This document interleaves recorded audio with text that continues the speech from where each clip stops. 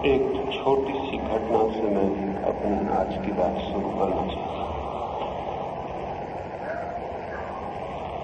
एक महानगरी में 100 मंजिल एक मकान के ऊपर 100वीं मंजिल से एक युवक कूद पड़ने की धमकी दे रहा था। उसने अपने द्वार, अपने कमरे के सब द्वार बंद कर रखे थे। बालकनी पे खड़ा हुआ था, 100वीं मंजिल से कूदने के लिए तैयार, आत्महत्या करने को उत्सुक। उससे नीचे की मंजिल पर लोग खड़े होकर उससे प्रार्थना कर रहे थे कि आत्महत्या मत करो, रुक जाओ, ठहर जाओ, ये क्या पागलपन कर रहे हो। लेकिन वो किसी की सुनने को राजी नहीं थे। तब एक बूढ़े आदमी ने उससे कहा, हमारी बात मत सुनो, लेकिन अपने माँ बाप का ख्याल करो कि उन पर क्या गुजरेगी। उस युवक ने कहा, न मेरा पिता है न मेरी माँ है, वे दोनों मुझसे पहले ही चल बसे। बूढ़े ने देखा कि बात तो व्यर्थ हो गई, तो उसने कहा, कम से कम अपनी पत्नी का स्मरण करो, उस पर क्या बीतेगी। उस युवक ने कहा, मेरी कोई पत्नी नहीं, मैं अविवाहित हूं। उस बूढ़े ने कहा, तो कम से कम अपनी प्रेयसी का ख्याल करो, किसी को प्रेम करते होगे, उस पर क्या गुजरेगी। उस युवक ने कहा, प्रेयसी मुझे प्रेम से घृणा है और स्त्री को मैं नरक का द्वार समझता हूं, मैं कोई स्त्री को प्रेम करता नहीं, मुझे कूद जाने दे। अंतिम बात रह गई थी कहने को। उस बूढ़े ने कहा, कूदने के पहले एक बार ये सोच लो, किसी की फिक्र मत करो, लेकिन अपनी तो फिक्र करो, अपना जीवन नष्ट कर रहे हो। उस युवक ने कहा, काश मुझे पता होता कि मैं कौन हूं, तो शायद जीवन नष्ट करने की बात भी ना आती, लेकिन मुझे यह भी पता नहीं कि मैं कौन हूं। पता नहीं वो युवक कूद गया या नहीं कूद गया, लेकिन उस युवक ने यह कहा कि मुझे ये भी पता नहीं है कि मैं कौन हूं। बच के फिर क्या करूंगा, जीवित रह के भी क्या करूंगा। जिस जीवन में ये भी पता न हो कि हम कौन हैं, उस जीवन का मूल्य और अर्थ क्या रह जाता है। इस घटना से इसलिए अपनी बात शुरू करना चाहता हूं कि हम सब जीवन में करीब करीब ऐसी ही हालत में खड़े हैं जहां हमें कोई भी पता नहीं कि हम कौन हैं। अपने होने का ही कोई बोध नहीं है। जीते हैं लेकिन जीवन से कोई साक्षात्कार नहीं हुआ है। श्वास लेते हैं, चलते हैं, उठते हैं, बैठते हैं, फिर एक दिन समाप्त हो जाते हैं, लेकिन ज्ञात नहीं हो पाता कि कौन था जो जन्मा, कौन था जो जिया, कौन था जो समाप्त हो गया। इतने अज्ञान से भरे हुए जीवन में कोई आनंद हो सकता है? इतने अज्ञान से भरे हुए जीवन में कोई प्रेम हो सकता है? इतने अज्ञान से भरे जीवन में कोई उपलब्धि हो सकती है? इतने अज्ञान से भरे जीवन में कोई अर्थ, कोई प्रयोजन, कोई सार्थकता हो सकती है? नहीं हो सकती, नहीं है। इसीलिए मनुष्य जाति इतनी उदास, इतनी चिंतित, इतनी भयभीत, इतनी दुखी, इतनी विपन्न मालूम पड़ती है। जैसे कोई वृक्ष की जड़ें हिला दी गई हो, जैसे किसी वृक्ष को जड़ों से उखाड़ दिया गया हो, ऐसी मनुष्य जाति अपरूटेड, जैसे सारी जड़ें हिल गई हों, ऐसी मालूम पड़ती है। ये जड़ें किस चीज से हिल गई हैं? मनुष्य को यह भी पता न रह जाए कि मैं कौन हूं, तो उसकी जड़ें जीवन से हिल जाती। जीवन का, शुभ जीवन का, सुंदर जीवन का, आनंदपूर्ण जीवन का अगर कोई आधार हो सकता है तो एक ही हो सकता है कि व्यक्ति कम से कम इतना तो जान ले कि वो कौन है और क्या है और किस लिए है। मनुष्य के सामने हमेशा से खड़ा हुआ प्रश्न एक ही है, और हम अपने को कितना ही भुलाने की कोशिश करें, कितना ही उलझाने की कोशिश करें, वो प्रश्न हमारे सामने से हटता नहीं जब तक कि हल न हो जाए। हम कितना ही धन इकट्ठा कर लें और कितने ही मैल इकट्ठे कर लें और कितना ही यश अर्जित कर लें, लेकिन एक प्रश्न बीच बीच में बार बार खड़ा हो जाता है, मैं कौन हूं, मैं किस लिए हूं, इस जीवन का अर्थ क्या है।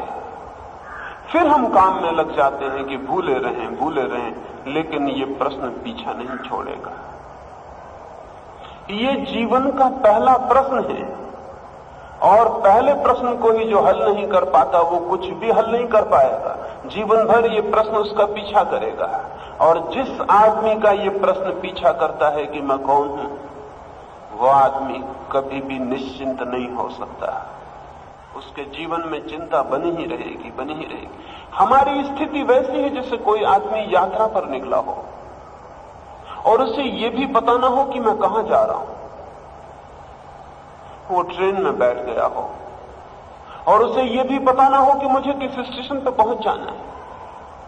वो 25 तरह से अपने को बुलाने की कोशिश करता हो, अखबार पढ़ता हो, रेडियो खोलता हो, पड़ोसियों से बात करता हो, लेकिन थोड़ी बहुत देर में उसे फिर ये ख्याल आ जाता है कि मैं जा कहां रहा हूं, ये ट्रेन मुझे कहां ले जाएगी, मुझे किस स्टेशन पर उतर जाना है। वो प्रश्न उसका पीछा करेगा। स्वाभाविक है कि पीछा करे, क्योंकि जिस यात्री को यात्रा के लक्ष्य का ही कोई पता ना हो। और हम तो ऐसे यात्री हैं जिन्हें यात्रा के लक्ष्य का ही पता नहीं, जिन्हें ये भी पता नहीं कि यात्री कौन है, मैं कौन हूं। हम न केवल ये नहीं जानते हैं कि हमें कहां पहुंचना है, न केवल हम ये नहीं जानते हैं हमें कहां उतर जाना है, न हम ये जानते हैं कि हमें किस दिशा में यात्रा करनी है, हमें ये भी पता नहीं है कि मैं कौन हूं जो यात्रा करने वाला है। तो यदि मनुष्य विपिन्न मालूम पड़ता हो, चिंतित, भयातुर, घबराया हुआ, तो आश्चर्य क्या है, स्वाभाविक है। जब तक मनुष्य जीवन के इस प्राथमिक प्रश्न का उत्तर न खोज ले, तब तक उसके जीवन में आनंद की कोई वर्षा नहीं हो सकती। न वो आत्मविश्वस्त हो सकता है, न वो निश्चिंत हो सकता है, न उसके तनाव समाप्त हो सकते, न उसकी अशांति समाप्त हो सकती, न उसकी पीड़ा बंद हो सकती, न उसके दुख से छुटकारा हो सकता। फिर वो कितने ही उपाय करते रहे, वे सब उपाय अपने वास्तविक प्रश्न और जीवन की वास्तविक समस्या को भुलाने के उपाय हैं। भुलाने से कोई बात भूलती नहीं, जितना हम भुलाने की कोशिश करते हैं वो उतनी ही प्रबल होकर सामने खड़ी हो जाती है। आदमी के जन्म से लेकर मृत्यु तक एक प्रश्न पीछा करता है, मैं कौन हूं और किस लिए हूं। और अगर इसका कोई पता नहीं चलेगा तो फिर शास्त्र ने जैसा कहा है, man is a useless passion. शास्त्र कहता है आदमी एक व्यर्थ वासना है जिसमें कोई अर्थ नहीं। तो फिर अंत में यही दिखाई पड़ेगा कि आदमी एक व्यर्थ की दौड़ धूप है, एक अर्थहीन कथा जिसका न कोई प्रारंभ न कोई अंत, न जिसका कोई उद्देश्य। तो ऐसे व्यर्थ जीवन में शांति हो सकती है, ऐसे मीनिंगलेस एग्जिस्टेंस में, ऐसे अर्थहीन अस्तित्व में प्राण निश्चिंत हो सकते हैं। इतनी व्यर्थता के बीच प्रेम का जन्म हो सकता है, इतनी व्यर्थता के बीच कोई सत्य, कोई शिव, किसी सुंदर का अवतरण हो सकता है। इसलिए इसी संबंध में थोड़ी बात मुझे आपसे कहनी है। मैं कहना चाहता हूं मनुष्य एक व्यर्थ वासना नहीं है, यूजलेस पैशन नहीं है। मैं कहना चाहता हूं जीवन एक अर्थहीन कथा नहीं है। मैं कहना चाहता हूं जीवन एक सार्थक आनंद है, लेकिन केवल उन्हीं के लिए जो जीवन की पहेली को सुलझाने की हिम्मत दिखाते हैं। हम सब तो एस्केपिस्ट हैं, हम सब तो जीवन की पहेली की तरफ पीठ करके भागने वाले लोग हैं। जो जीवन से भागते हैं, अगर जीवन उन्हें आनंद न हो सके तो इसमें दोष किसका, कसूर किसका? जीवन को आमने सामने लेना है, जीवन का एनकाउंटर करना है, जीवन से मुठभेड़ लेनी है, जीवन का सामना करना है, तो जीवन का अर्थ खुलना शुरू हो जाता है। जो जीवन को आमने सामने खड़े होकर देखने की हिम्मत दिखाता है, वही व्यक्ति इस समस्या को सुलझाने में समर्थ हो पाता है कि मैं कौन। लेकिन आदमी ने इस समस्या से बचने के बहुत से उपाय खोज लिए हैं, हल करने के नहीं, बचने के।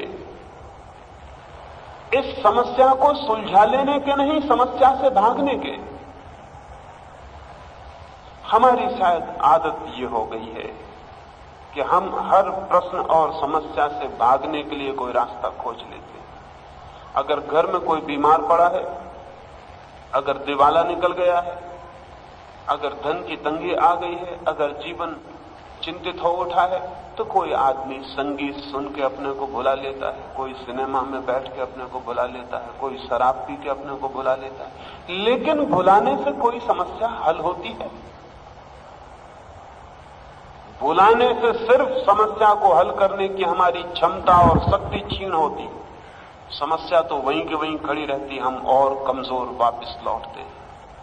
जितनी देर हम किसी समस्या को भुलाने की कोशिश करते हैं, उतनी देर में हम और कमजोर हो जाते हैं। समस्या का सामना करने की हमारी सामर्थ्य और कम हो जाती है। जीवन की पूरी समस्या के साथ हम यही व्यवहार कर रहे हैं जो हम छोटी समस्याओं के साथ करते हैं। आदमी ने स्वयं को भूल जाने के लिए सब तरह के विकास कर लिए। सारी शराबें, सारे मादक द्रव्य, सारी वे खोजें जिन्हें आदमी मनोरंजन कहता है, वे सारी खोजें जीवन की वास्तविक समस्या को भुलाने के अतिरिक्त और कुछ भी नहीं करती। किस बात को आप मनोरंजन कहते हैं? जहां आप घड़ी दो घड़ी अपने को भूल जाते हैं, संगीत में, सिनेमा में, शराब में, मित्रों में, मंडली में, भजन कीर्तन में, मंदिर में, प्रार्थना में, जहां भी आप अपने को थोड़ी देर के लिए भूल जाते हैं, आप कहते हैं बड़ा अच्छा लगा। लेकिन अपने को भूलना आत्मघाती है, सुसाइडल है। अपने को जानना है, भूलना नहीं है। भूल के क्या हल होगा? कौन सी समस्या सुलझ जाएगी? नींद में पड़ जाने से कौन सी समस्या का अंत आ जाएगा? लेकिन आदमी ने आज तक अपने को भुलाने की कोशिश की है। उन लोगों ने तो कोशिश की ही है जिन्हें हम सांसारिक कहते हैं, जिन्हें हम धार्मिक कहते हैं। वे तथाकथित धार्मिक लोगों ने भी स्वयं को भुलाने की कोशिश की है। प्रश्न है कि मैं कौन हूं, और इसके हमने कुछ रेडीमेड उत्तर तैयार कर रखे हैं जो कि भुलाने के लिए तरकीब का काम करते हैं। जब प्रश्न उठता है कि मैं कौन हूं, हम किताबों में खोजते हैं, शास्त्रों में खोजते हैं, वहां उत्तर मिल जाते हैं कि तुम तो परमात्मा हो, तुम तो ब्रह्म हो, तुम तो आत्मा हो। फिर उन उत्तरों को हम पकड़ लेते हैं और दोहराने लगते हैं, मैं आत्मा हूं, मैं ब्रह्म हूं, मैं परमात्मा हूं। रोज सुबह सांझ हम इसे दोहराने में लग जाते हैं। शायद हम सोचते होंगे कि दोहराने से समस्या हल हो जाएगी। शायद हम सोचते होंगे कि इस भांति किसी विचार को, शब्द को पकड़ के बार बार स्मरण करने से जीवन का प्रश्न समाप्त हो जाएगा। शब्द से ज्यादा असत्य और कुछ भी नहीं है। शब्द बिल्कुल ताश के पत्तों जैसा है। ताश के पत्ते दे दिए जाएं तो हम तरकीब तरकीब के घर बना सकते हैं ताश के पत्तों से, लेकिन ताश के पत्तों के घर हवा का जरा सा झोंका और गिर जाते हैं। शब्दों से भी जो हम घर बनाते हैं, शब्दों से भी हम जो भीतर अपने समस्याओं को हल करने की कोशिश करते हैं, वो ताश के पत्तों से भी कमजोर चीज है। शब्द का कोई प्राण ही नहीं, शब्द का कोई अस्तित्व नहीं, शब्द में कोई ठोसपन नहीं। शब्द तो बिल्कुल हवा में खींची गई लकीर की तरह है। और हमने सारी समस्याओं को शब्दों से हल करने की कोशिश की है। इसलिए समस्याएं तो वहीं के वहीं हैं, आदमी शब्दों में उलझ के नष्ट हुआ जा रहा है। आदमी के ऊपर जो सबसे बड़ा दुर्भाग्य है वो शब्दों के ऊपर विश्वास सबसे बड़ा दुर्भाग्य है, जिसके कारण जीवन की कोई समस्या हल नहीं हो पाती। हमारे पास क्या है? ज्ञान के नाम पर हमारे पास शब्दों के अतिरिक्त कुछ भी नहीं। किन्हीं के पास हिंदुओं के शब्द हैं, किन्हीं के पास मुसलमानों के शब्द हैं, किन्हीं के पास जैनों के शब्द हैं, किन्हीं के पास ईसाइयों के शब्द हैं। शब्दों के अतिरिक्त हमारे पास संपत्ति क्या है? अगर हम भीतर खोजने जाएं तो शब्दों के अतिरिक्त हमारे पास क्या है और शब्द का क्या मूल्य हो सकता है? एक सम्राट के द्वार पर एक कवि ने एक दिन सुबह आके सम्राट की प्रशंसा में कुछ गीत कहे, कुछ कविताएं कही। फिर कवि तो रुकते नहीं शब्दों का महल बनाने में, वे तो कुशल होते हैं। उन्होंने, उस कवि ने सम्राट को सूरज बना दिया, सारे जगत का प्रकाश बना दिया। उस कवि ने सम्राट को जमीन से उठा के आकाश पे बिठा दिया। उसने अपनी कविता में जितनी प्रशंसा कर सकता था की। सम्राट ने उससे कहा कि धन्य हुआ तुम्हारे गीत सुनकर, बहुत प्रभावित हुआ। 1,00,000 स्वर्ण मुद्राएं कल सुबह तुम्हें भेंट कर दी जाएंगी। कवि तो दीवाना हो गया, सोचा भी ना था कि 1,00,000 स्वर्ण मुद्राएं भेंट मिल जाएंगी। आनंद विभोर घर लौटा, रात भर सो नहीं सका। बार बार ख्याल आने लगा, 1,00,000 स्वर्ण मुद्राएं, क्या करूंगा? न मालूम कितनी योजनाएं बना ली। कवि था, शब्दों का मालिक था, बहुत शब्द जोड़ लिए, सारा भविष्य स्वर्ण में हो गया, सारा भविष्य एक सपना हो गया, जीवन एक धन्यता मालूम होने लगी। सुबह जल्दी ही सूरज निकलने भी नहीं पाया कि द्वार पर पहुंच गया राजा के। सम्राट ने बिठाया और थोड़ी देर बाद पूछा, कैसे आए हैं? उस कवि ने सोचा कि कहीं भूल तो नहीं गया सम्राट, पूछता है कैसे आए हैं। उसने कहा कि पूछते हैं कैसे आया हूं, रात भर सो नहीं सका, क्या पूछते हैं आप? कल कहा था आपने 1,00,000 स्वर्ण मुद्राएं भेंट करेंगे। सम्राट हंसने लगा, कहा बड़े ना समझ हैं आप, आपने शब्दों से मुझे प्रसन्न किया था, मैंने भी शब्दों से आपको प्रसन्न किया था, इसमें लेने देने का कहां सवाल आता है? कैसी 1,00,000 स्वर्ण मुद्राएं? आपने कुछ शब्द कहे थे, कुछ शब्द मैंने कहे थे, शब्द के उत्तर में शब्द ही मिल सकते हैं, स्वर्ण मुद्राएं कैसी? तब कवि को पता चला कि शब्द अपने में थोथे हैं, उनके भीतर कोई कंटेंट नहीं। शब्द अपने आप में पानी पर खींची गई लकीरों से ज्यादा नहीं है, लेकिन हमारे पास क्या है? शब्दों के अतिरिक्त कुछ और है। शब्दों पर हम जीते और लड़ते भी हैं। मैं कहता हूं मैं हिंदू हूं, मैं कहता हूं मैं मुसलमान हूं। कोई कैसे मुसलमान हो गया, कोई कैसे हिंदू हो गया? कुछ शब्द हैं जो कुरान से लिए गए हैं, कुछ शब्द हैं जो गीता से लिए गए हैं, कुछ शब्द हैं जो इस मुल्क में पैदा हुए, कुछ शब्द हैं जो उस मुल्क में पैदा हुए, और शब्दों को हमने इकट्ठा कर लिया तो एक तरह के शब्द मुसलमान बना देते हैं, दूसरे तरह के शब्द हिंदू बना देते हैं, तीसरे तरह के शब्द जैन बना देते हैं। क्योंकि किसी के भीतर कुरान है, किसी के भीतर बाइबल है, किसी के भीतर गीता है। शब्दों के अतिरिक्त हमारी संपदा क्या है?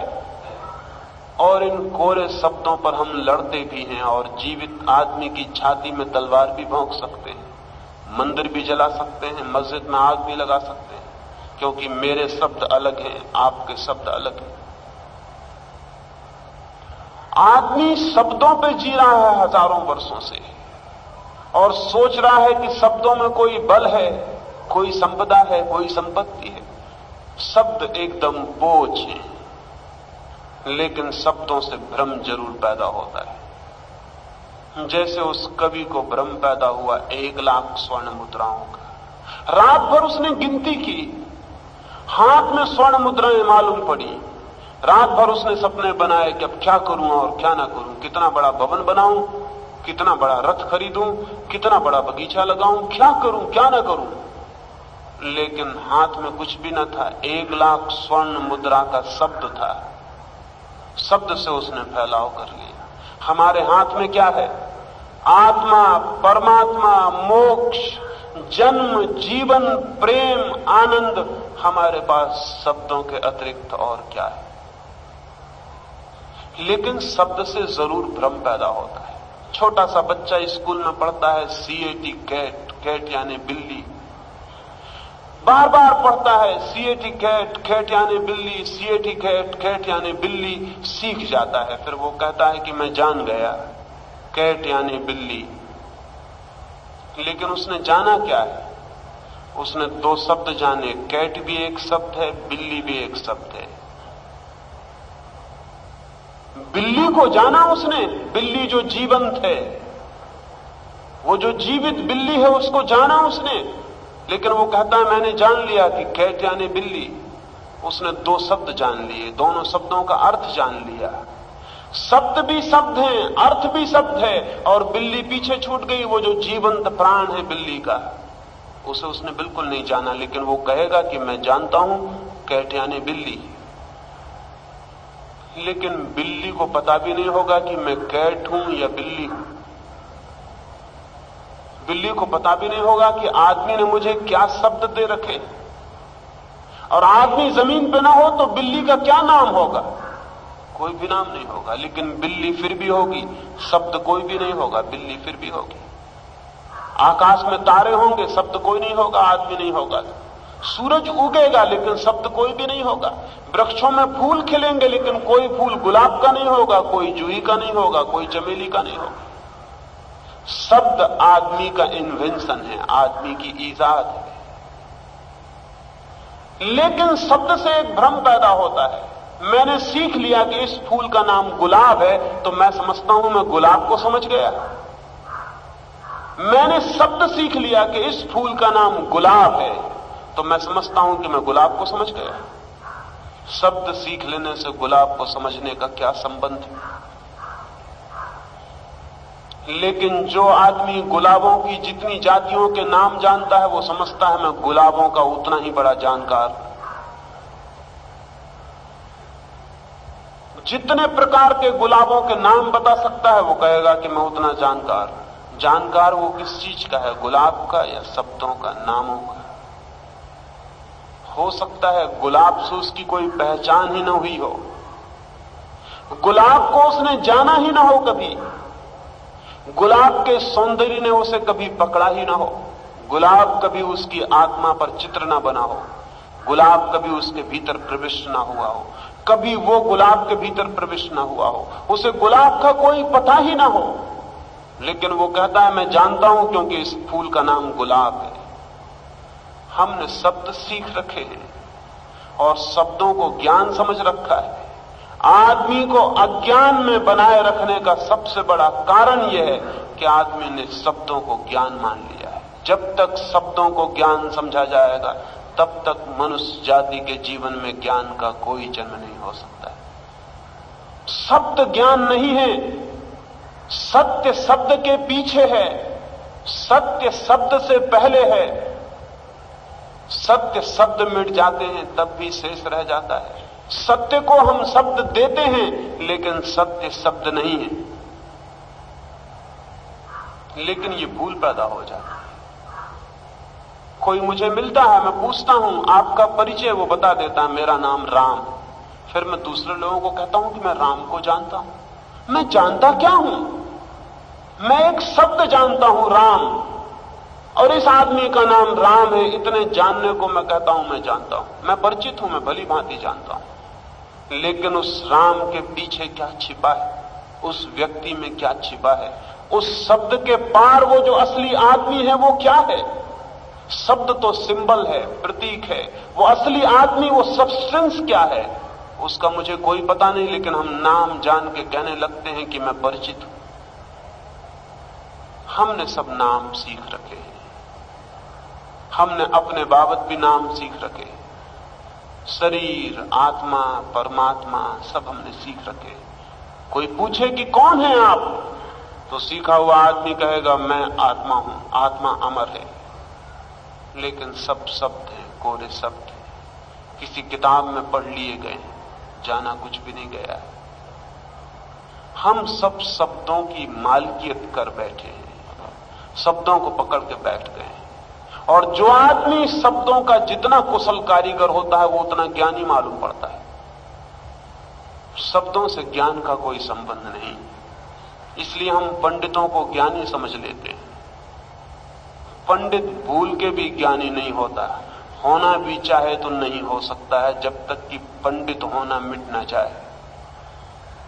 दुनिया में अज्ञानियों को ज्ञान मिल सकता है, लेकिन पंडितों को कभी नहीं मिलता है, क्योंकि शब्द पर उनकी इतनी पकड़ है। गीता उन्हें कंठस्थ है, बाइबल उन्हें पूरी याद है, उपनिषद उन्हें पूरे रटे हुए हैं। वो वही बच्चों वाला काम कर रहे हैं। सीएटी कैट, कैट यानी बिल्ली, उपनिषद कंठस्थ कर लिए हैं, गीता कंठस्थ कर ली है। जब भी पूछिए तो गीता बोलना शुरू हो जाती है, उपनिषद निकलने शुरू हो जाते हैं। हमें लगता है आदमी बहुत ज्ञानी है, लेकिन क्या निकल रहा है बाहर सिवाय शब्दों के और कुछ भी नहीं। शब्द के कारण मनुष्य अपने को जानने से वंचित है, फिर क्या रास्ता हो। शब्द से कोई ऊपर उठे तो स्वयं को जान सकता है, सत्य के पार उठे, शब्द को छोड़े, शब्द के पीछे जाए, फूल को छोड़ दे शब्द को, और जो फूल है उस तक पहुंचे। गुलाब को छोड़ दे शब्द को, और जो गुलाब का फूल है वस्तुतः उस तक जाए, तो शायद जान भी सकता है। चीन में एक सम्राट था, उसने सारे राज्य में खबर की कि मैं एक राजमोहर बनाना चाहता हूं, एक मुर्गे का चित्र बनाना चाहता हूं। सारे राज्य के बड़े बड़े कारीगर, कुशल कलाकार, चित्रकार, पेंटर मुर्गे का चित्र बना के राज दरबार में उपस्थित हुए। बड़ी पुरस्कार की मिलने की संभावना थी। फिर जो आदमी जीत जाएगा उस प्रतियोगिता में, वो राज्य का कला गुरु भी नियुक्त हो जाएगा, वो शाही चित्रकार हो जाएगा। हजारों चित्र आए, एक से एक सुंदर चित्र था। राजा दंग रह गया। चित्र ऐसे मालूम पड़ते थे जैसे जिंदा मुर्गे हों, इतने जीवंत थे। बड़ी मुश्किल हो गई, कैसे तय करे कि कौन चित्र सुंदर है। भिन्न भिन्न चित्र थे, सुंदर सुंदर चित्र थे। एक बूढ़ा चित्रकार था राजधानी में, राजा ने उसे स्मरण किया, उसे बुलाया और कहा कि कोई चित्र चुनो, कौन सा चित्र सत्य है, कौन सा चित्र सर्वांग सुंदर है, उसी को हम राज्य की मोहर बना देंगे। उस बूढ़े चित्रकार ने द्वार बंद कर लिया। सुबह से सांझ तक वो कमरे के भीतर था, सांझ को बाहर आया उदास। राजा से उसने कहा कोई भी चित्र ठीक नहीं, कोई भी चित्र मुर्गे का नहीं। राजा तो दंग रह गया, सब चित्र मुर्गों के थे। उसकी तो कठिनाई ये हो रही थी कि कौन चित्र सबसे सुंदर है। और उस चित्रकार ने आके कहा कि चित्र मुर्गे के नहीं है। राजा ने कहा क्या कहते हैं आप, क्या कसौटी है आपके जांचने की, क्या क्राइटेरियन है, कैसे आपने पहचाना? उसने कहा मेरा एक ही क्राइटेरियन हो सकता था, एक ही मापदंड हो सकता था। मैं एक जानदार जवान मुर्गे को लेकर कमरे के भीतर गया और मैंने देखा कि मुर्गा पहचानता है किसी मुर्गे को कि नहीं, लेकिन मुर्गे ने ध्यान ही नहीं दिया चित्रों पर। 1000 चित्र रखे थे वहां, 1000 मुर्गे थे। अगर मुर्गा एक भी मुर्गे को पहचानता तो बांग देता, चिल्ला के खड़ा हो जाता, लड़ने की स्थिति में आ जाता, या पास चला जाता, दोस्ती के लिए हाथ बढ़ाता या कुछ करता। लेकिन मुर्गा दिन भर रहा, सोया रहा, बैठा रहा, लेकिन एक चित्र को उसने नहीं देखा। राजा ने कहा ये तो बड़ी मुश्किल हो गई, हमने तो सोचा भी नहीं था कि मुर्गों से पहचान करवाई जाएगी। अब क्या होगा? उस बूढ़े ने कहा मेरी उम्र ज्यादा हुई, अन्यथा मैं कोशिश करता, लेकिन कौन जाने बच जाऊं, कम से कम 3 साल लग जाएंगे, तो मैं कोशिश करूं। राजा ने कहा 3 साल? 70 साल का बूढ़ा था, सारे देश में प्रसिद्ध चित्रकार था। राजा ने कहा, एक साधारण से मुर्गे का चित्र बनाने में 3 साल? उस बूढ़े ने कहा, चित्र बनाना तो बहुत आसान है, मुर्गे को जानना बहुत कठिन है।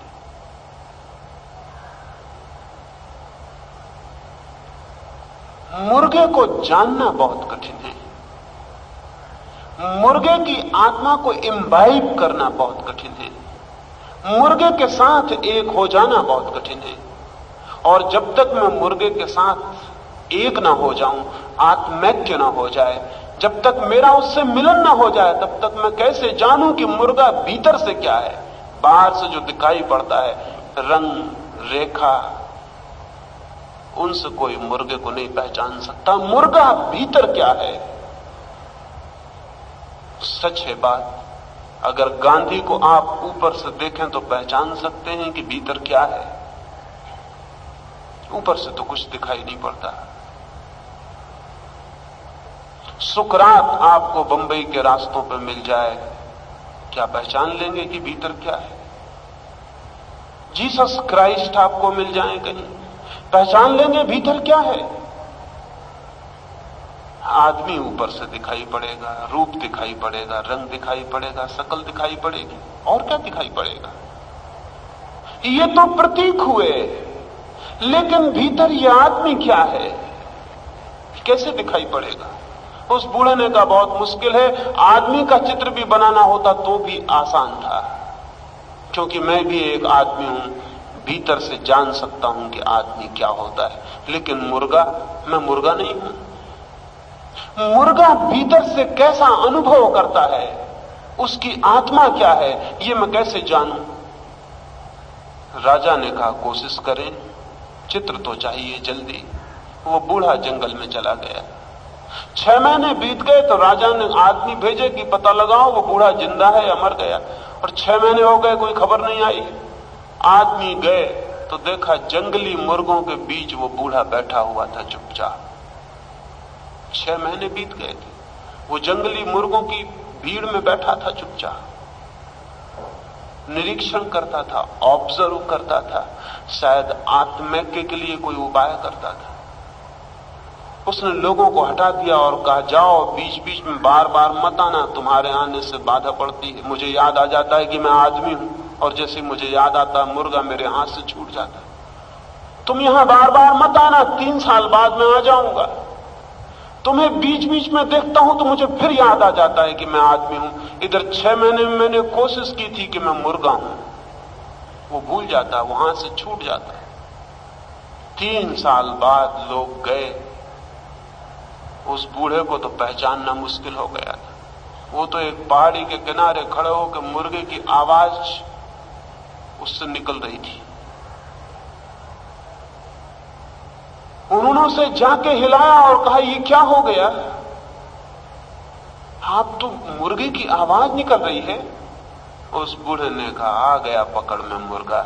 इन 3 सालों में सब शब्द छोड़ दिए। इन 3 सालों में मुर्गे को मैं जानता हूं, ये ख्याल छोड़ दिया, डूब गया उसके साथ, एक हो गया। तब चलता हूं।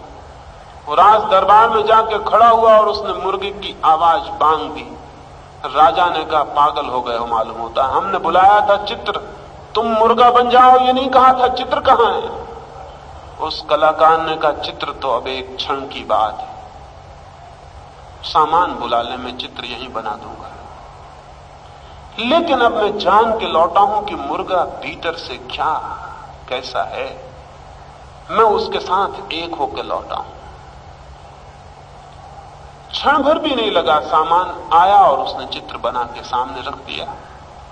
हाथ उठा के लकीर खींच देनी थी और राजा ने कहा कि एक मुर्गा ले आओ। मुर्गा आया, दरवाजे पर ही उसने देखा कि चित्र है, उसने खड़े होकर युद्ध के भाव से खड़ा हो गया। मुर्गे ने पहचान लिया कि सामने एक मुर्गा है। राजा ने कहा, जीत गए तुम, मापदंड पूरा हो गया। मैं तो सोचता था मुर्गा क्या पहचानेगा कि चित्र मुर्गे का। ये जो हमारे शब्द हैं, गुलाब का फूल, जूही का फूल, सूरज, पत्नी, बेटा, मां, बाप, ये शब्द बीच में खड़े हो जाते हैं, हमें किसी से भी एक नहीं होने देते। दूसरों की बात तो अलग, ये आत्मा हूं मैं, परमात्मा हूं मैं, ब्रह्म हूं, अहम ब्रह्मास्मि, ये शब्द बीच में खड़े हो जाते हैं, स्वयं से भी एक नहीं होने देते। जिससे हम एक हैं उससे भी बीच में दीवार खड़ी कर देते हैं। विचारक शब्दों का धनी होता है और इसलिए विचारक सत्य को कभी नहीं जान पाता है। सत्य को वे लोग जान पाते हैं, स्वयं के सत्य को, मैं कौन हूं, उस जीवन की प्राथमिक समस्या को वे लोग हल कर पाते हैं जो सारे शब्दों को छोड़ के निशब्द में प्रवेश करते हैं, जो शब्द को छोड़कर शून्य में प्रवेश करते हैं। शब्द को कैसे छोड़ा जा सकता है? बड़ी कठिनाई है।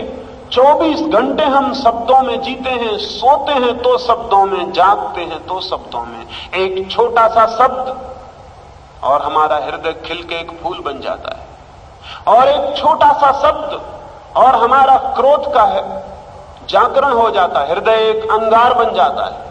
एक छोटा सा शब्द और हम दुखी हो जाते हैं, और एक छोटा सा शब्द और हम आकाश में तैरने लगते हैं। हमारा सारा जीवन शब्दों का है, सारा जीवन शब्दों का है। जागते हैं तो शब्दों में, सोते हैं तो शब्दों में, रात भर शब्द और स्वप्न और शब्द, और सुबह उठे कि वो शब्दों का व्यापार फिर शुरू हो जाता है। जैसे किसी झील के ऊपर काई छा गई हो, पत्ते ही पत्ते फैल गए हो, पूरी झील ढक गई हो, कुछ दिखाई ना पड़ता हो, ऐसे शब्दों ही शब्दों में हमारी पूरी चेतना ढक गई है और कुछ भी नहीं दिखाई पड़ता, सिवाय शब्दों के कुछ भी दिखाई नहीं पड़ता। आप भीतर जाइए और शब्द ही शब्द, शब्द ही शब्द मिलेंगे। इन शब्दों से छूटे बिना कोई स्वयं को नहीं जान सकता है, लेकिन हमारी सारी शिक्षा शब्दों की शिक्षा है। सारा समाज शब्दों पर जीता है, सारा जीवन शब्दों की संपदा का व्यापार करता है। निशब्द की तो कोई संभावना नहीं, कोई मौका नहीं। शून्य हो जाने का, शब्द से मुक्त हो जाने का तो कोई अवसर नहीं है। जब तक ये अवसर हम न जुटा लें तब तक हमें पता नहीं चल सकता कि मैं कौन हूं, जीवन क्या है। ये कैसे होगा? दो बात समझ लेनी जरूरी है। पहली बात, शब्द को हम किस भांति सीखते हैं, इस सूत्र को समझ लेना जरूरी है। तो हम ये भी सीख सकते हैं कि शब्द को कैसे भूला जा सकता है। एक सुबह बुद्ध अपने भिक्षुओं के बीच बोलने गए। लोगों ने देखा वे अपने हाथ में एक रेशमी रुमाल लिए हुए हैं। वे जाके बैठ गए। बैठ के उन्होंने रुमाल खोला, उसमें एक गांठ लगाई, फिर दूसरी गांठ लगाई, फिर तीसरी गांठ लगाई, फिर और गांठें लगाई। पूरा रुमाल गांठों से भर गया। भिक्षु चुपचाप देखते रहे कि वे क्या कर रहे हैं। फिर उन्होंने कहा, भिक्षुओं, मैं रुमाल लेकर आया था, उसमें कोई गांठ न थी। अब रुमाल में गांठें ही गांठें लग गई हैं। मैं तुमसे ये पूछता हूं, ये वही रुमाल है या दूसरा रुमाल है? एक भिक्षु ने कहा कि एक अर्थ में तो वही रुमाल है, क्योंकि गांठ लगने से रुमाल में कोई खास फर्क नहीं पड़ गया, और एक अर्थ में रुमाल में बदलाहट हो गई। पहला रुमाल सीधा साफ था, इसमें गांठें पड़ गई। बुद्ध ने कहा, मनुष्य की चेतना भी ऐसी ही है। शब्दों की गांठें पड़ जाती हैं चेतना पर, लेकिन चेतना वही है। फिर भी फर्क हो गया। रुमाल में गांठें लगी हैं तो रुमाल व्यर्थ हो गया, उसका उपयोग नहीं किया जा सकता, उसे खोला नहीं जा सकता। रुमाल वही है, लेकिन गांठों लगा रुमाल व्यर्थ हो गया, उसे खोला नहीं जा सकता, उसका उपयोग नहीं किया जा सकता। इसलिए फर्क भी पड़ गया और फर्क नहीं भी पड़ा। मूलतः तो रुमाल वैसा का वैसा है, लेकिन उपयोगिता भिन्न हो गई। फिर बुद्ध ने पूछा कि मैं ये पूछता हूं, इन गांठों को कैसे खोला जाए? क्या मैं इस रुमाल को खींचूं? उन्होंने रुमाल खींचा, गांठें और छोटी हो गई और मजबूत हो गई। एक भिक्षु ने कहा, अगर आप रुमाल खींच दिए गए तो गांठें और मजबूत हो जाएंगी, खुलेंगी नहीं। हम जीवन भर शब्दों की गांठें और खींचते चले जाते हैं, वो और मजबूत होती चली जाती है। बुद्ध ने कहा, तो मैं कैसे खोलूं? तो एक भिक्षु ने कहा, इसके पहले कि मैं कुछ कहूं कि रुमाल कैसे खुलेगा, मैं ये देखना चाहूंगा कि गांठें बांधी कैसे गई, क्योंकि जिस भांति बांधी गई होंगी उल्टे रास्ते से चलने से खुल जाएंगी। बुद्ध ने कहा, ये भिक्षु ठीक कहता है, गांठ कैसे बांधी गई है जब तक ये न जान लिया जाए तब तक गांठ खोली नहीं जा सकती। ये भी हो सकता है खोलने की कोशिश में गांठ और मजबूती से बंध जाए। मनुष्य के मन पर शब्दों की गांठ कैसे बंध गई है ये जानना जरूरी है, तो खोलने का रास्ता भी साफ हो जाता है। जिस रास्ते से चल के आप इस भवन तक आए हैं, उल्टे चलेंगे तो अपने घर पहुंच जाएंगे। जिस रास्ते से गांठ बंधती है, उल्टे जाएंगे तो गांठ खुल जाएगी। ये शब्दों ने मनुष्य के मन को ऐसा जकड़ रखा है। कैसे जकड़ रखा है? क्या है प्रक्रिया शब्द के सीखने की? लर्निंग की प्रक्रिया क्या है? तो अनलर्निंग की प्रक्रिया उल्टी प्रक्रिया होगी। तो मैंने कहा, छोटा बच्चा सीखता है। कैसे सीखता है?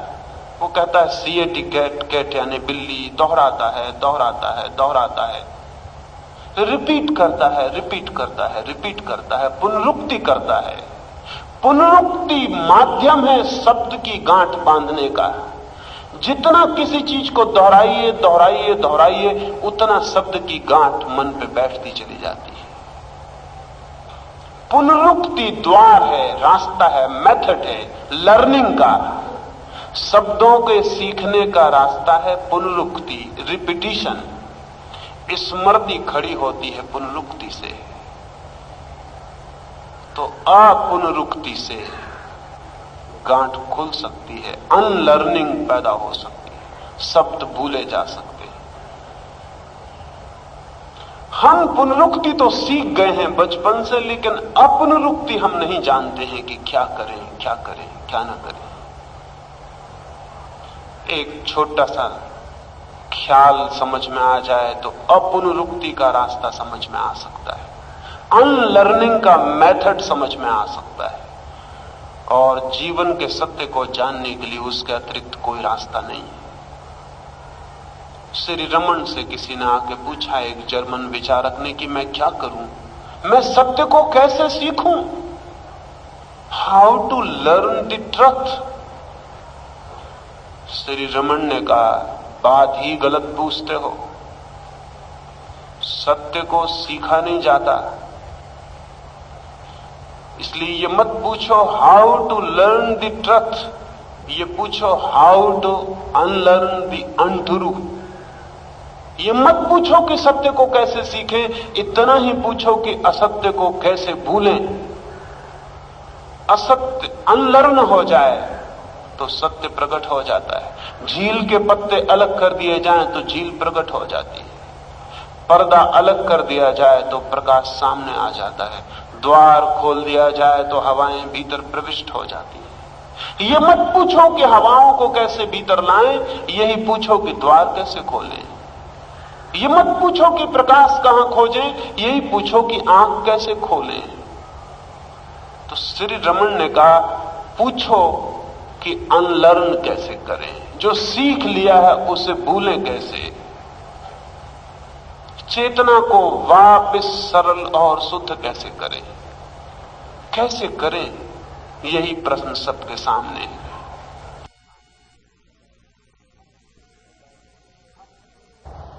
हम सीख के बैठ गए हैं, एक शब्द को भी भुलाना चाहें तो भुलाना कठिन है और असंभव है, बल्कि जिस शब्द को आप भुलाना चाहेंगे वो और भी स्मरण में वापस लौटने लगेगा।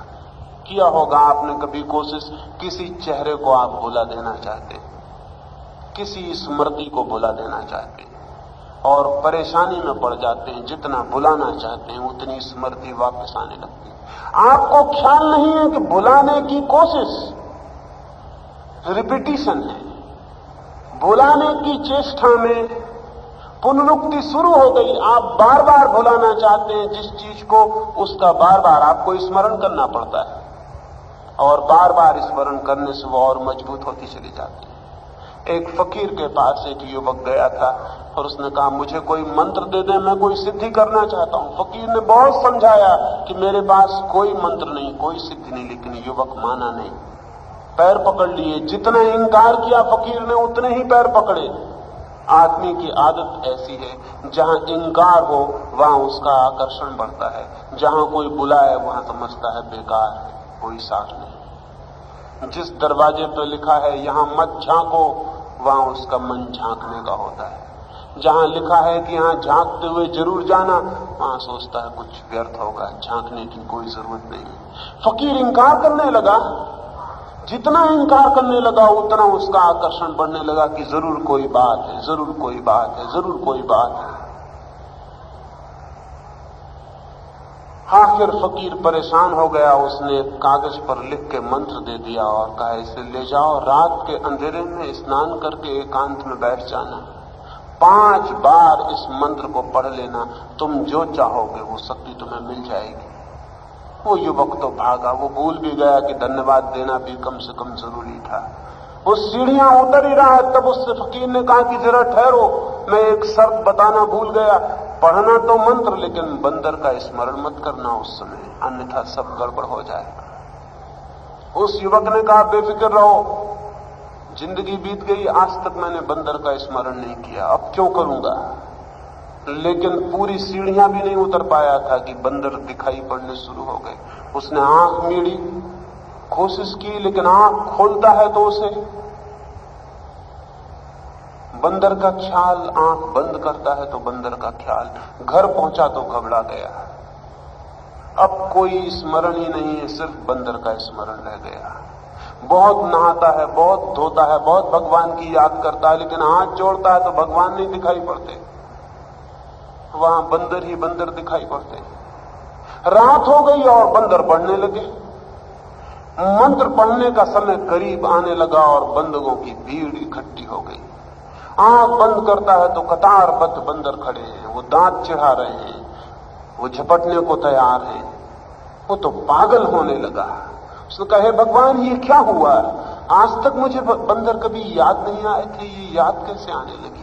रात बीत गई, कई बार स्नान किया, कई बार कागज हाथ में उठाया, लेकिन बंदर पीछा नहीं छोड़ते। सुबह तक घबरा गया। सुबह तो मस्तिष्क घूमने लगा, चक्कर खाने लगा। भागा हुआ गया फकीर के पास और कहा, अपना मंत्र संभालो, अब अगले जन्म में ये साधना हो सकेगी, इस जन्म में नहीं। और बड़े नासमझ मालूम पड़ते हो। अगर ये कंडीशन थी कि बंदर के स्मरण से मंत्र खराब हो जाता है तो कम से कम कल ना बताते, आज बता देते तो पार हो जाती बात। रात दुनिया का कोई जानवर याद ना आया, रात कोई धन याद ना आया, कोई स्त्री याद ना आई, कोई मित्र याद ना आया, कोई शत्रु याद ना आया, बस एक स्मृति रह गई, बंदर बंदर बंदर। उस फकीर ने कहा, मैं क्या करूं, इस मंत्र की शर्त ही यही है, ये शर्त कोई पूरी करे तो मंत्र सिद्ध होता है। क्या हो गया उस व्यक्ति को, जिस चीज को निकालना चाहता था, बार बार निकालना चाहता था, वो चीज पुनरुक्त होती चली गई, वो रिपीट होती चली गई, उसकी स्मृति गहरी होती चली गई, वो मन में बैठती चली गई। शब्द को निकालने की कोशिश से कभी आप शब्द के बाहर नहीं हो सकते। विचार को निकालने के प्रयास से कभी आप निर्विचार नहीं हो सकते। शांत होने की कोशिश से आप कभी शांत नहीं हो सकते। सोने की कोशिश से आप कभी सो नहीं सकते। कभी देखा आपको नींद ना आ रही हो और आप कोशिश कर रहे हैं कि मैं सो जाऊं, जितनी आप कोशिश करते हैं नींद उतनी दूर होती चली जाती है। जितनी आप कोशिश करेंगे उतने ही शब्द गहरे होते चले जाएंगे। इसलिए दुकान पे एक आदमी ज्यादा शांत होता है, मंदिर में जाता है तो और अशांत हो जाता है। पूजा करने बैठता है तो पाता है न मालूम क्या क्या आने लगा जो कभी नहीं आता, वो भी पूजा में क्यों आता है। पूजा करने के बैठने का संकल्प उसका ये है कि मन शांत रहे, विचार ना आए, बुरे विचार ना आए, तो फिर वही आने शुरू हो जाते हैं जिनको वो कहता है मत आओ। क्योंकि जिसको वो कहता है मत आओ, उसी के प्रति वो अपना आकर्षण जाहिर कर देता है। ये निमंत्रण हो जाता है। तो हम आम तौर से न कभी शांत होते हैं, न कभी निर्विचार होते हैं। तो कैसे निशब्द होंगे? साइलेंस कैसे आएगी? और उसके बिना कोई शब्द का अनुभव कभी ना हुआ है, ना हो सकता है। रास्ता है और बड़ा सरल। विचार को पुनरुक्त ना करें, लेकिन पुनरुक्त ना करने की विधि है विचार को ऑब्जर्व करें, निरीक्षण करें, शब्द का निरीक्षण करें। और आप हैरान रह जाएंगे, जिस शब्द का आप निरीक्षण करने का तय कर लेंगे, वही शब्द आपकी आंखों से विलीन हो जाएगा। आपको ख्याल भी नहीं होगा। आपकी पत्नी है, 20 साल से आपके पास है, उसे आपने इतना प्रेम किया है, लेकिन कभी एकांत में बैठ के उसकी शक्ल आपने स्मरण की? कभी एकांत में आपने ख्याल किया कि मेरी पत्नी का चेहरा कैसा है? आप कहेंगे मैं जानता हूं, बिल्कुल मुझे याद आ जाएगा। मैं आपसे कहता हूं आज ही आप जाके कोशिश करना। और जितना आप निरीक्षण करने की कोशिश करेंगे, आप पाएंगे कि सब धीरे धीरे फीका होता जाता है। पत्नी का चेहरा भी नहीं पकड़ा जा सकता, पति का चेहरा भी ऑब्जर्वेशन के सामने नहीं टिकेगा। बाप का, मां का, जिनसे आप इतने परिचित हैं, जिनको आपने जीवन भर देखा है, कभी आंख बंद करके कोशिश करें कि मैं अपनी पत्नी, अपने पिता, अपने पति, अपने बेटे का पूरा चित्र आंख के सामने ले आऊं। ऑब्जर्व करें, निरीक्षण करें, और आप पाएंगे कि रेखाएं धुंधली हो गई, चेहरा पकड़ में नहीं आता कि मेरे पिता का चेहरा ऐसा है। थोड़ी देर में आप पाएंगे चेहरा विलीन हो गया, वहां खाली जगह रह गई, वहां कोई चेहरा नहीं। मन की एक खूबी है, चेतना जिस शब्द को भी निरीक्षण करना चाहे, ऑब्जर्व करना चाहे, वही शब्द तिरोहित हो जाता है। और जिस शब्द को भुलाना चाहे, वही शब्द वापस लौट आता है। शब्द को भूलने की कोशिश नहीं, शब्द का निरीक्षण, ऑब्जर्वेशन। चित्त में जो भी शब्द उठते हैं, उनका निरीक्षण, मात्र देखना, जस्ट सीइंग। और आप हैरान रह जाएंगे कि आपके निरीक्षण के प्रकाश में शब्द वैसे ही हवा हो जाते हैं जैसे सूरज के निकलने पर वृक्षों के ऊपर पड़े हुए ओस के बिंदु उड़ने लगते हैं। सूरज निकला और ओस के बिंदु उड़ने लगे, तिरोहित होने लगे, भागने लगे, समाप्त होने लगे। जैसे ही आपकी चेतना पूरे ध्यान से शब्दों को देखने की कोशिश करती है, शब्द उड़ने लगते हैं, हवा होने लगते हैं। और एक बार आपको ये सीक्रेट ख्याल में आ जाए, ये रहस्य ख्याल में आ जाए कि शब्द को देखने से शब्द की मृत्यु हो जाती, उसी दिन आपने अनलर्निंग का, भूल जाने का राज रहस्य अनुभव कर लिया। और जिस आदमी को यह रहस्य मिल जाता है, वो ध्यान को उपलब्ध हो जाता है। ध्यान का और कोई अर्थ नहीं है, मेडिटेशन का और कोई अर्थ नहीं है। ध्यान है शब्दों की मृत्यु, और शब्दों की मृत्यु की प्रक्रिया है ऑब्जर्वेशन, अवेयरनेस, कॉन्शसनेस। किसी भी शब्द के प्रति पूरे सचेतन हो जाएं, शब्द विलीन हो जाएगा। एक गुलाब के फूल के पास आप खड़े हैं, आपको ख्याल आता है ये गुलाब का फूल, बस बाधा पड़ गई, फूल उस तरफ रह गया, बीच में शब्द आ गया। अब जरूरी है कि शब्द को हटा दें बीच से, ताकि फूल से संबंध हो सके। तो आंख बंद कर लें और ये गुलाब का फूल है, इस शब्द पर ध्यान ले जाएं, पूरा निरीक्षण ले जाएं, और इस शब्द को पकड़ने की कोशिश करें कि रुक जाओ, ये गुलाब का फूल है, इस शब्द को मैं पूरी तरह देख लेना चाहता हूं, रुक जाओ, भागो मत। और आप थोड़ी देर में पाएंगे कि वो रुका हुआ शब्द इवोपरेट होने लगा, उड़ने लगा, भागने लगा। वो शब्द भाग जाए, फिर आंख खोल के गुलाब के फूल को देखें। और अगर फिर ख्याल आ जाए कि ये गुलाब का फूल है, फिर आंख बंद कर लें, फिर उस शब्द को निरीक्षण करें। जब तक कि आप बिना शब्द के गुलाब के फूल को देखने में समर्थ न हो जाएं, तब तक इस प्रक्रिया को जारी रखें। आप थोड़े ही दिन के प्रयोग में उस जगह पहुंच जाएंगे जहां आपकी आंख गुलाब के फूल को देखेगी, लेकिन आपकी स्मृति नहीं कहेगी कि ये गुलाब का फूल है। सिर्फ देखते हुए आप रह जाएंगे, बीच में कोई शब्द नहीं उठेगा। और जिस दिन निशब्द दर्शन हो जाता है, उस दिन गुलाब के फूल से आपकी आत्मा एक हो गई। उस दिन आप जानेंगे क्या है गुलाब का फूल।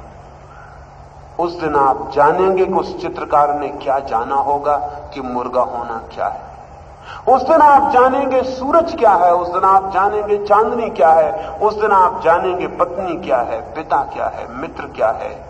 और जिस दिन आपको निशब्द दर्शन की ये संभावना स्पष्ट होने लगेगी, उस दिन इसका अंतिम प्रयोग स्वयं पर किया जाता है। तब निशब्द होकर अपने को देखा जा सकता है और उस दिन आप जानेंगे कि मैं कौन हूं। उस दिन जीवन की पहली और बुनियादी समस्या हल होती है कि मैं कौन हूं। और जिसके समक्ष ये समस्या हल हो जाती है, उसका जीवन एक बिल्कुल अभिनव, एक बिल्कुल नया जीवन हो जाता है। उसके जीवन में आमूल क्रांति हो जाती है। उसके जीवन में क्रोध की जगह क्षमा का जन्म हो जाता है।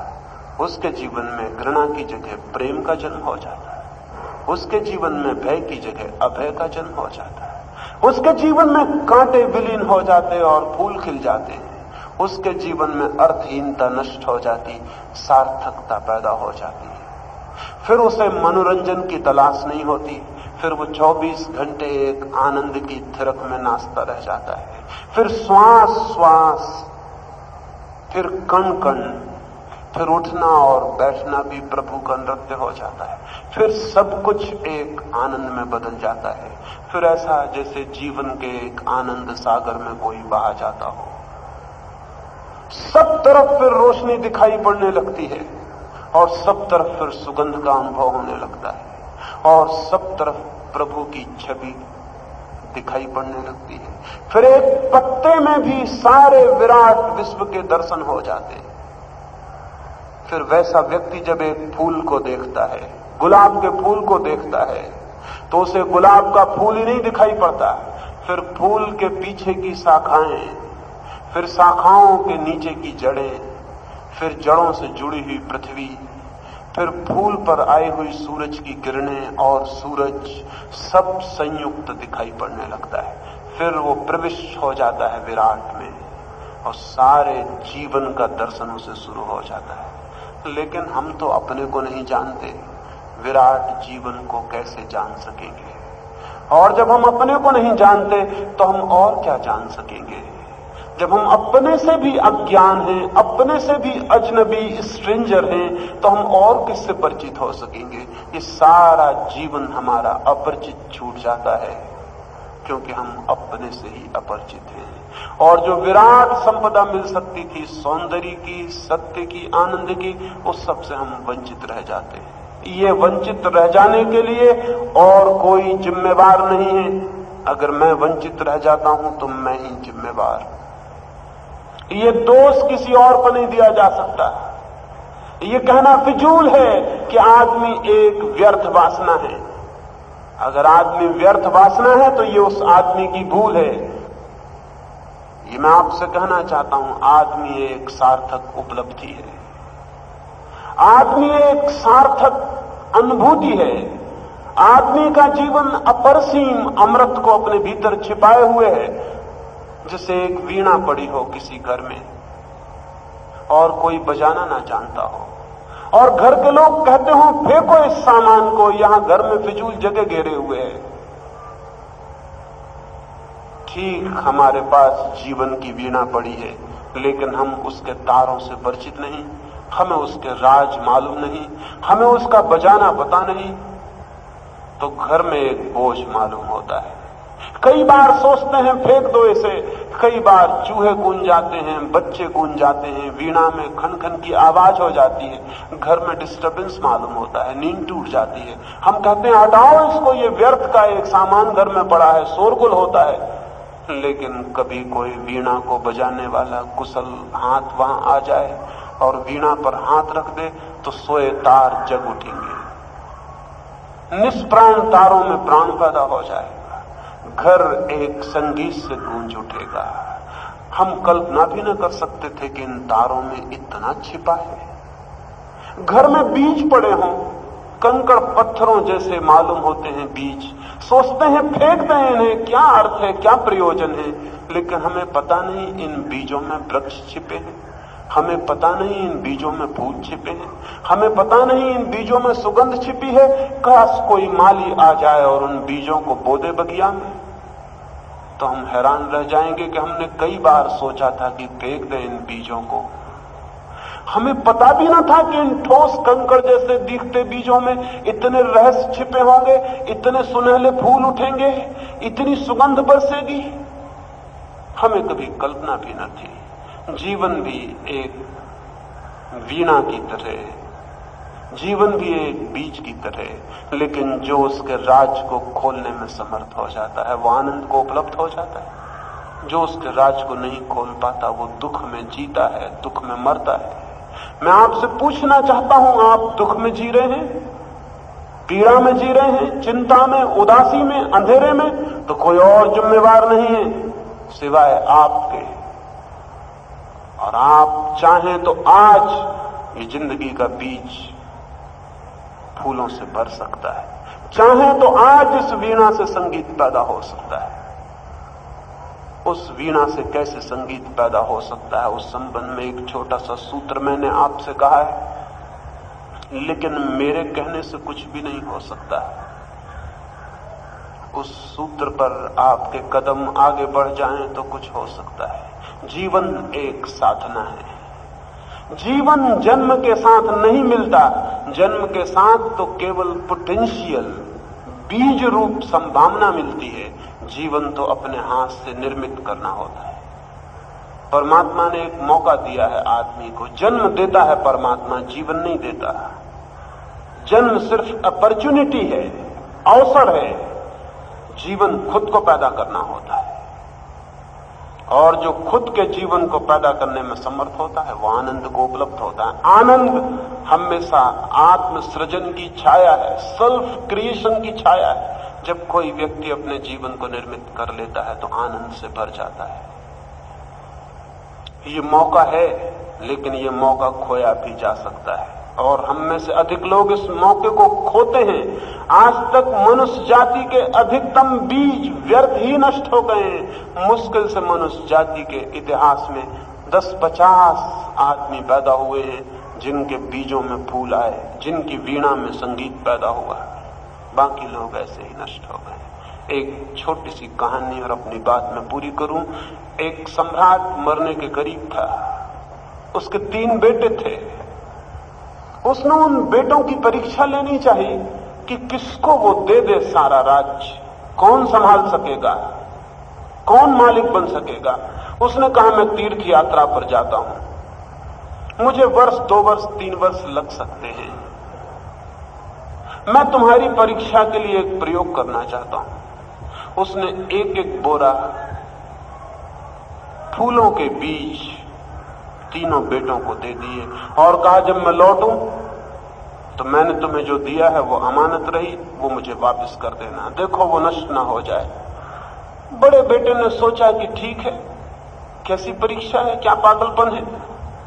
उसने तिजोरी में ताला लगा के वो बोरे भर बीज फूलों के बंद कर दिए। उसने कहा, जब बाप लौटेगा निकाल के ताला वापस लौटा देंगे। 3 सालों में उन बीजों का वही हुआ जो होना था, वो सड़ गए और राख हो गए। दूसरे बेटे ने सोचा कि इन बीजों को कहां रखे रहूंगा, कंबल हो जाए, कुछ गड़बड़ हो जाए, बाजार में बेच दूं। बाप जब लौटेगा फिर खरीद के एक बोरा बीज दे देंगे, कौन पहचानेगा कि वही बीज। बीजों में कोई नाम लिखा है, कोई सील लगी है, कौन झंझट संभालने की करेगा। उसने बाजार में बीज बेच दिए, रुपए लाके तिजोरी में रख दिए। जब बाप आएगा बीज खरीद के वापस लौटा देंगे। तीसरे लड़के ने कहा कि बीज संभालने को बाप ने दिए हैं, बीज के संभालने का एक ही रास्ता हो सकता है कि इनको बो दिया जाए। इनमें फूल आ जाएंगे, फिर नए बीज आ जाएंगे। जब तक बाप लौटेगा 1 बोरे के 1000 बोरे बीज हो जाएंगे। उसने बीज बो दिए। संभाल के रखने का पागलपन क्या है, इनका फायदा भी ले लो, इतने दिन फूलों की सुगंध भी ले लो। उसने बीज बो दिए, मौसमी बीज थे। 4 महीने भी नहीं बीत पाए कि बगिया फूलों से भर गई। सारा गांव प्रशंसा करने लगा। बाप जब 3 साल बाद लौटा तो कोसों तक, मीलों तक महल के आसपास की भूमि फूलों से भरी थी। बाप ने आके पूछा अपने बेटों को, बड़े बेटे से कि बीज कहां है? उसने तिजोरी खोली, वहां से राख और बदबू कि सब बीज सड़ गए थे। उसने कहा ये रखे हैं जो आप दे गए थे। बाप ने कहा पागल, ये फूलों के बीज थे और उनसे बदबू आ रही। कौन है जिम्मेवार इस बात के लिए? पहला बेटा हार गया। दूसरे बेटे से कहा बीज। उसने कहा मैं अभी जाता हूं, रुपए निकाले बाजार से खरीद लाता हूं। बाप ने कहा कि बीज मैंने तुझे संभालने को दिए थे, बेचने को नहीं।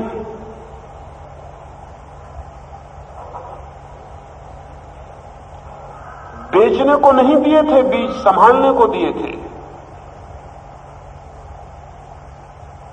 दूसरा लड़का हार गया, क्योंकि जिसे संभालने को दिया गया हो उसे हम बेच दें। कुछ लोग पहले लड़के की तरह हैं जिन्होंने जिंदगी के बीज को तिजोरियों में बंद कर रखा है। जिंदगी सड़ जाती है और बदबू निकलती है। कुछ लोग दूसरे लड़के की तरह हैं जो जिंदगी को बाजार में बेच रहे हैं, न मालूम कितने कितने रूपों में।